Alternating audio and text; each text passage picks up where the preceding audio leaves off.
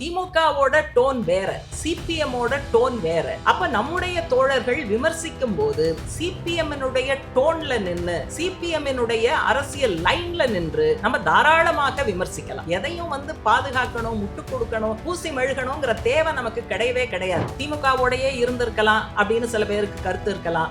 TVK ஆதரிச்சது correct அப்படிங்கிற கருத்து இருக்கலாம். டிவிகே ஆதரிச்சது தப்புங்கிற கருத்து இருக்கலாம். ஆனா இதெல்லாம் பேசி முடித்து கருத்துக்களை உள்வாங்கி கட்சி முடிவெடுத்த பிறகு அதுல கருத்து வேறுபாடு இருந்தாலும் அடுத்த வேலைக்கு நம்ம போயிடும். வெளியிலிருந்து ஆதரவு அப்படிங்கிறது இந்த அரசாங்கத்தினுடைய சித்தாந்தத்தை ஏற்றுக்கொண்டு, அரசியலை ஏற்றுக்கொண்டு, கொள்கையை ஏற்றுக்கொண்டு, இது மாசு மறுவில்லாத புடம் போட்ட தங்கம் அப்படின்னு ஒரு கான்ட்ராக்ட் சர்டிபிகேட் கொடுத்தெல்லாம் நம்ம ஆதரிக்கிறோம். தினசரி எந்திரிச்சா டிவிகே பண்ற கூதல், அவங்க பண்ற தில்முள்ளு, அவங்க பண்ற ஊழல், அப்புறம் திமுக கடந்த காலத்துல பண்ண ஊழல், இதை மட்டுமே பேஸ்புக்ல போட்டு அல்லது பேஸ்புக்ல வர்றதை படிச்சு சிரிச்சுக்கிட்டு கீர்த்தனா இப்படி பண்றாங்க, இந்த மினிஸ்டர் இப்படி பண்றாங்க, இதுவா நம்ம வேலை, திமுக எங்களோட வந்துரும் அப்படின்லாம் பிஜேபி சொல்லிட்டு இருக்கு. திமுக இன்னும் அப்படி சொல்லல. அப்ப நாடாளுமன்றத்தில் பிஜேபியினுடைய இந்த நடவடிக்கைகளை எதிர்ப்பதற்கு இடதுசாரிகளால் மட்டும் எப்படி முடியும்? அப்ப திமுக உள்ளிட்ட மதச்சார்பற்ற கட்சிகளோடு ஒருங்கிணைப்பு என்பது காலத்தின் கட்டாயம். நமக்கு திமுக பிடிக்குதா இல்லையாங்கிறது பிரச்சனை கிடையாது. திமுகவினுடைய வர்க்க பின்புலம் நமக்கு தெரியாதா? தெரிஞ்சுதான் இந்த காலகட்டத்துல குறிப்பிட்ட இஷ்யூஸ்ல நம்ம மக்கள் பிரச்சனைகளுக்காக கூட நின்னோம். எதிர்காலத்துல அது இன்னும் தேவைப்படும். எனவே திமுகவுக்கு இந்த அண்டர்ஸ்டாண்டிங் இல்லாம இருக்கலாம், நம்மள தாறுமாறா திட்டலாம். ஆனா நம்ம பதில் சொல்லும் போது நமக்கு இருக்கிற அண்டர்ஸ்டாண்டிங் அடிப்படையில பதிலும் சொல்லணும். எங்க கிட்ட பணபலம் இருக்கு, எங்க கிட்ட ஜாதி இருக்கு, எங்க கிட்ட மதம் இருக்கு, எங்க கிட்ட ஓட்டு இருக்கு, எங்க கிட்ட சீட் இருக்கு. கம்யூனிஸ்டுகள் கிட்ட என்ன இருக்குன்னு கேக்குது. கம்யூனிஸ்டுகள் கிட்ட உண்மை இருக்கு, கம்யூனிஸ்டுகள் கிட்ட நேர்மை இருக்கு, மக்களுக்காக உயிர் தியாகம் செய்கிற துணிச்சல் இருக்கிறது. அதை விட மேலாக மனித குலத்தை விடுவிக்கிற மார்க்சியம் என்கிற தத்துவம் இருக்கிறது. இதை தவிர வேற என்ன வேண்டும்? இப்ப நம்ம இந்த அன்றாட அரசியல் நம்ம ரொம்ப பேசுறோம். நம்மள அப்படி பேச வைக்கிறாங்க, அதுல நம்ம சிக்கிறோம் நான் நினைக்கிறேன். நீங்க இப்ப இருக்கிற அரசியல் என்ன? டிவிக்கு அரசாங்கம் வந்துருச்சு. ஒரு குறிப்பிட்ட சூழல்ல நம்ம வெளியிலிருந்து ஆதரவு கொடுத்தோம். வெளியிலிருந்து ஆதரவு அப்படிங்கிறது இந்த அரசாங்கத்தினுடைய சித்தாந்தத்தை ஏற்றுக்கொண்டு, அரசியலை ஏற்றுக்கொண்டு, கொள்கையை ஏற்றுக்கொண்டு, இது மாசு மறுவில்லாத புடம் போட்ட தங்கம் அப்படின்னு ஒரு கான்ட்ராக்ட் சர்டிபிகேட் கொடுத்தெல்லாம் நம்ம ஆதரிக்கல. இவர்களுடைய அத்தனை குறைபாடுகளும் நமக்கு தெரியும். பிஜேபி குறித்து ஒரு வலுவான ஸ்டேட்மெண்ட் அவர்களிடமிருந்து இல்லை அப்படிங்கிற விஷயங்கள்லாம் இப்போ வந்திருக்கக்கூடிய ஒயிட் பேப்பர்ல நிச்சயமாக நவீன தாராளமய பாதையினுடைய துவக்கம் நன்றாக தெரிகிறது. அதனால இதெல்லாம் தெரிஞ்சு ஒரு குறிப்பிட்ட அரசியல் சூழல்ல நம்ம கொடுத்தோம். சரி, அரசாங்கம் அமைச்ச பிறகு என்ன? இஷ்யூ பேஸ்டு பிரச்சனைகள் அடிப்படையில் நீங்க கூட பார்ப்பீங்க, நிறைய ஸ்டேட்மெண்ட்ஸ் வருது. சில விஷயங்கள் நல்ல முயற்சிகள் எடுத்தா அதை பாராட்டுறோம். மோசமான விஷயங்கள்னா உடனடியாக கண்டிப்பதற்கு நாம் தவறுவது கிடையாது. அவ்வளவுதான், ஸ்டாண்ட் எடுத்தாச்சு, முடிஞ்சு போச்சு. இதுல திமுகவோடையே இருந்திருக்கலாம் அப்படின்னு சில பேருக்கு கருத்து இருக்கலாம். டிவிகே ஆதரிச்சது கரெக்ட் அப்படிங்கிற கருத்து இருக்கலாம். டிவிகே ஆதரிச்சது தப்புங்கிற கருத்து இருக்கலாம். ஆனா இதெல்லாம் பேசி முடித்து கருத்துக்களை உள்வாங்கி கட்சி முடிவெடுத்த பிறகு அதுல கருத்து வேறுபாடு இருந்தாலும் அடுத்த வேலைக்கு நம்ம போயிடணும். அதைத்தான் நான் சொல்றதுக்கு வரேன். இப்ப பிரச்சனை என்ன? திமுக டிவிகேயை பார்ப்பதற்கும் நாம டிவிகேயை பார்ப்பதற்கும் ஒரு வித்தியாசம் இருக்கு. திமுக டிவிகேயை எப்படி பார்க்குது? எதிரி கட்சியாக பார்க்கிறது. டிவிகே அரசாங்கம் ஒரு நிமிடம் கூட இருக்கக்கூடாது என்று பார்க்கிறது. ஆனா நம்ம எப்படி பார்க்கிறோம்? இஷ்யூ பேஸ்டா பார்க்கிறோம். என்னுடைய கேள்வி என்ன? எதிரி கட்சியாக பார்ப்பதும் இஷ்யூ பேஸ்டாக பார்ப்பதும் ஒன்றா? அப்ப திமுகவோட டோன் வேற, சிபிஎம்மோட டோன் வேற. அப்ப நம்முடைய தோழர்கள் விமர்சிக்கும் போது சிபிஎம்னுடைய டோன்ல நின்று, சிபிஎம்னுடைய அரசியல் லைன்ல நின்று நம்ம தாராளமாக விமர்சிக்கலாம். எதையும் பாதுகாக்கணும், முட்டு கொடுக்கணும், பூசி மெழுகணுங்கிற தேவை நமக்கு கிடையவே கிடையாது. இந்த ஸ்டாண்டு எடுத்து முடிச்சாச்சு. இப்ப திமுக என்ன? இப்ப திமுக நம்முடைய மாநில செயலாளர் எழுதிய ஒரு கட்டுரையை கையில் எடுத்துக்கொண்டு 3 பார்ட் முரசொலியில அது தோழர் சண்முகத்தை மட்டுமல்ல, ஒட்டுமொத்த கட்சியை அவதூறு செய்கிற பல விஷயங்கள் இருந்தது. அதுக்கு நம்ம பதில் எழுதணும். அந்த பதிலை நீங்க தோழர்கள் பார்த்திருப்பீங்க. அவங்க தரம் தாழ்ந்து உண்மைகளை மறைத்து ஆத்திரமூட்டக்கூடிய விதத்துல அந்த கட்டுரைகள் வந்திருந்தது. ஆனா நம்ம எப்படி திமுகவை பார்க்கிறோம்? அவங்க அந்த 5 ஆண்டுகள்ல மாநில உரிமைகளுக்காக குரல் கொடுத்தது உண்மை. மதச்சார்பின்மையை பின்பற்றுவதற்கு அவர்கள் முயற்சிகள் எடுத்தார்கள் என்பது உண்மை.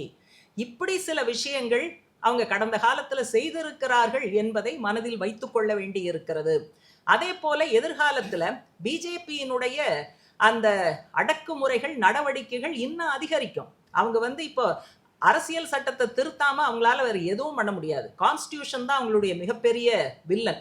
அப்போ 3/2 பங்கு மெஜாரிட்டி கிடைச்சா அரசியல் சட்டத்தை சின்னாபின்னமாக்கலாம். இன்னைக்கு அது இல்லை. ஆகவே தான் அவங்க எஸ்ஐஆர் மூலமா ட்ரை பண்றாங்க, டீலிமிட்டேஷன் மூலமா ட்ரை பண்றாங்க. அதே போல பல கட்சிகளை உடைத்து அவர்களை எம்பிக்களை வாங்குவது, ராஜ்யசபாவுக்காக எம்எல்ஏக்களை பர்ச்சேஸ் பண்ணுவது. இப்போ திரிணாமுல் காங்கிரஸை லேட்டஸ்ட் அதை உடைச்சிட்டாங்க. அடுத்தது சமாஜ்வாதி கட்சிங்கிறாங்க. திமுக எங்களோட வந்துரும் அப்படின்லாம் பிஜேபி சொல்லிட்டு இருக்கு. திமுக இன்னும் அப்படி சொல்லலை. அப்ப நாடாளுமன்றத்தில் பிஜேபியினுடைய இந்த நடவடிக்கைகளை எதிர்ப்பதற்கு இடதுசாரிகளால் மட்டும் எப்படி முடியும்? அப்ப திமுக உள்ளிட்ட மதச்சார்பற்ற கட்சிகளோடு ஒருங்கிணைப்பு என்பது காலத்தின் கட்டாயம். நமக்கு திமுக பிடிக்குதா இல்லையாங்கிறது பிரச்சனை கிடையாது. திமுகவினுடைய வர்க்க பின்புலம் நமக்கு தெரியாதா? தெரிஞ்சுதான் இந்த காலகட்டத்தில் குறிப்பிட்ட இஷ்யூஸ்ல நம்ம மக்கள் பிரச்சனைகளுக்காக கூட நின்னோம். எதிர்காலத்தில் அது இன்னும் தேவைப்படும். எனவே திமுகவுக்கு இந்த அண்டர்ஸ்டாண்டிங் இல்லாம இருக்கலாம், நம்மளை தாறுமாறா திட்டலாம். ஆனா நம்ம பதில் சொல்லும் போது நமக்கு இருக்கிற அண்டர்ஸ்டாண்டிங் அடிப்படையில பதிலும் சொல்லணும். அதே சமயம் நம்ம நிதானமாக இருக்க வேண்டிய அவசியம் இருக்கு. அப்போ டிவிக்கே ஒரு மாற்றம் என்று மற்றவர்கள் சொன்னாலும் நமக்கு உண்மையான மாற்றுங்கிறது இடது ஜனநாயக சக்திகளை ஒருங்கிணைப்பது. அதில் முதல் கட்டமாக இடதுசாரி சக்திகள் ஒன்றாக சேர்ந்து சில முடிவுகளை எடுத்திருக்கிறார்கள். ஒரு ஒருங்கிணைப்பு குழுங்கிறது உருவாக்கப்பட்டிருக்கு. இடதுசாரி தலைமை தாங்கக்கூடிய வர்க்க வெகுஜன அமைப்புகளுடைய ஒரு கூட்டு மேடை, ஜாயிண்ட் பிளாட்ஃபார்ம், அது 10ஆம் தேதி அன்று அந்த அமைப்புகள் சந்தித்து அதை உருவாக்கக்கூடிய ஒரு ஏற்பாடு இருக்கு. அதையும் தாண்டி மக்களை பாதிக்கிற முக்கியமான கோரிக்கைகளை எடுத்து வருகிற செப்டம்பர் மாதம் தமிழகத்தினுடைய மையமான ஏதாவது ஒரு பகுதியில் 3 இடதுசாரி கட்சிகள் சார்பாக மக்களை திரட்டி ஒரு வலுவான பேரணி நடத்தி நம்முடைய மாற்று அரசியலை, மாற்று கொள்கையை முன்வைக்கக்கூடிய அந்த முயற்சியை நம்ம எடுத்துக்கிட்டு இருக்கோம். அதனால இப்ப கேள்வி என்னன்னா, தினசரி எந்திரிச்சா டிவிகே பண்ற கூதல், அவங்க பண்ற தில்லுமுள்ளு, அவங்க பண்ற ஊழல், அப்புறம் திமுக கடந்த காலத்துல பண்ண ஊழல், இதை மட்டுமே ஃபேஸ்புக்ல போட்டு அல்லது ஃபேஸ்புக்ல வர்றதை படிச்சு சிரிச்சுக்கிட்டு கீர்த்தனா இப்படி பண்றாங்க, இந்த மினிஸ்டர் இப்படி பண்றாங்க, இதுவா நம்ம வேலை? அதெல்லாம் ஒரு பக்கம் கட்சி அறிக்கை விடுது, நம்ம அதை பதிவு பண்ணலாம், அதை ஒட்டி நம்முடைய கருத்துக்களை போடலாம். நம்ம வேலை என்ன? நம்ம பணியாற்றக்கூடிய வர்க்க வெகுஜன அமைப்பு உறுப்பினர்களை இடதுசாரி அரசியல் பக்கம் கொண்டு வருவது, மோடியினுடைய கொள்கைக்கு எதிராக, அவர்கள் பின்பற்றுகிற நவ பாசிச போக்குகளுக்கு எதிராக. இப்போ நீங்கள் ஒரே ஒரு செகண்ட் யோசிச்சு பாருங்க. பிஜேபி பண்ணக்கூடிய வேலையை ஒவ்வொரு வேலையா பார்த்தா தனித்தனியா விட்டு விட்டாதான் தெரியும். ஆனா எல்லாமே ஒரு ஹிந்து ராஷ்டிராவை நோக்கிய பயணத்தில் அவர்கள் எடுத்து வைக்கிற அடி, அவர்கள் நகர்த்துகிற காய், இது எல்லாமே ஒரு குறிப்பிட்ட இலக்கை நோக்கி பயணம் செய்கிறது அப்படின்னு நம்ம ஒட்டுமொத்தமாக பார்க்க வேண்டியிருக்கு. கடந்த காலத்துல நீங்கள் சார்ந்து இருக்கக்கூடிய சங்கங்கள் உட்பட, கம்யூனிஸ்ட் கட்சி உள்பட, நம்மெல்லாம் பலகட்டம் போராடி நிறைய உயிர் தியாகம் செய்துதான் இன்னைக்கு நிறைய உரிமைகள் வந்திருக்கு. ஒவ்வொரு உரிமையாக பறிக்கப்படுகிறது. இப்ப 100 நாள் வேலையை காலி பண்ணி ரைட் டு ஒர்க் போயிடுச்சு, அந்த கேரண்டி. லேபர் கோட் கொண்டு ரைட் டு லேபர் ப்ரொடெக்ஷன் போயிடுச்சு, ரைட் டு யூனியனைசேஷன் போயிடுச்சு, ரைட் டு ஸ்ட்ரைக் அப்படிங்கிறது போயிடுச்சு. இப்ப சமீபத்தில் ரைட் டு ஃபுட்டுங்கிறது போயிடுச்சு. எஸ்ஐஆர் மூலமாக ரைட் டு ஓட்டுங்கிறது பறிக்கப்படுது. அதனால இப்படி நம்ம வரிசையா சொல்லிக்கிட்டே இருக்கலாம். பாடுபட்டு நாம் பெற்ற உரிமைகள் ஒவ்வொன்றாக பறிக்கப்படுகிற சூழல். தமிழ்நாட்டில் ஒரு சீட்ல தான் பிஜேபி ஜெயிச்சிருக்கு, பெருசா ஒன்றும் ஓட்டு சதவீதம் இல்லை, நம்மளாம் நல்லா வாழலாம் என்று தயவு செய்து நினைக்காதீர்கள். அவங்களுடைய ஹிந்துத்வா என்பது மிக மிக ஆபத்தானது. எத்தனை தரம் கட்சி சொல்லுது, எத்தனை டாக்குமெண்ட்ல எழுதி வைக்கிறோம். அப்ப அதை எதிர்த்து மக்கள் ஒற்றுமையை கட்ட வேண்டும். அந்த ஒற்றுமை போராட்ட களத்தில் தான் நடக்கும்.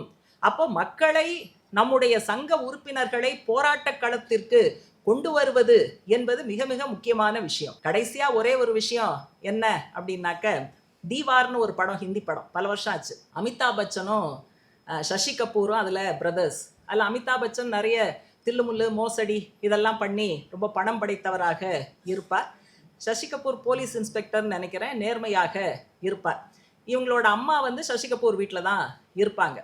ஒரு கட்டத்தில் 2 சகோதரர்களுக்கு இடையில பயங்கரமாக ஆர்கியூமெண்ட் நடக்கும். அப்போ அமிதாப் பச்சன் ரொம்ப பெருமையாக சொல்லுவார், மேரே பாஸ் கர் ஹே, மேரே பாஸ் காடி ஹே, மேரே பாஸ் ப்ராப்பர்ட்டி ஹே, மேரே பாஸ் பேங்க் பேலன்ஸ் ஹே, துமாரே பாஸ் கியா ஹே அப்படிம்பாரு. நான் சொன்ன ஹிந்தி புரிஞ்சிச்சுல்ல? உடனே ஒரே வரிங்க, ஒரு வரி சசி கபூர் போடுவார் பாருங்க, அவ்வளோதான். அமிதாப் பச்சன் பேச்சு மூச்சு இல்லாமல் கப்சிப்னு ஆயிடுவார். அப்படி என்ன சொல்லுவார், மேரே பாஸ் மா ஹே, அம்மா என்னோட இருக்காங்கன்னு. அந்த மாதிரி முதலாளித்துவ கட்சிகள் நம்மக்கிட்ட என்ன சொல்லுது, எங்ககிட்ட பணபலம் இருக்கு, எங்ககிட்ட ஜாதி இருக்கு, எங்ககிட்ட மதம் இருக்கு, எங்ககிட்ட ஓட்டு இருக்கு, எங்ககிட்ட சீட் இருக்கு. கம்யூனிஸ்டுகள் கிட்ட என்ன இருக்குன்னு கேட்குது. கம்யூனிஸ்டுகள் கிட்ட உண்மை இருக்கு, கம்யூனிஸ்டுகள் கிட்ட நேர்மை இருக்கு, மக்களுக்காக உயிர் தியாகம் செய்கிற துணிச்சல் இருக்கிறது. அதை விட மேலாக மனித குலத்தை விடுவிக்கிற மார்க்சியம் என்கிற தத்துவம் இருக்கிறது. இதை தவிர வேற என்ன வேண்டும் என்கிற கேள்வியை முன்வைத்து மத்திய சென்னையிலே இன்னும் வேகமாக வளர்ச்சி காண வேண்டும். இந்த நூல் அதற்கு உதவும் என்று சொல்லி மீண்டும் ஒரு முறை சம்பந்தப்பட்ட அனைவருக்கும் வாழ்த்து சொல்லி நிறைவு செய்கிறேன்.